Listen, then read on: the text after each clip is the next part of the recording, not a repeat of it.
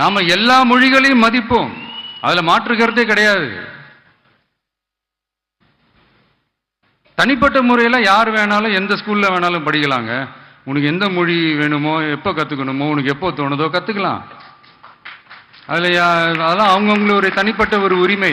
ஆனால் கூட்டாட்சி தத்துவத்தை மீறி மாநில தன்னாட்சி உரிமைக்கு எதிராக ஒரு மாநில அரசின் மொழி கொள்கையை, கல்வி கொள்கையை கேள்விக்குறியாக்கி வேறு ஒரு மொழியை வலுக்கட்டாயமாக திணிச்சா, அதுவும் அரசியல் ரீதியாக திணிச்சா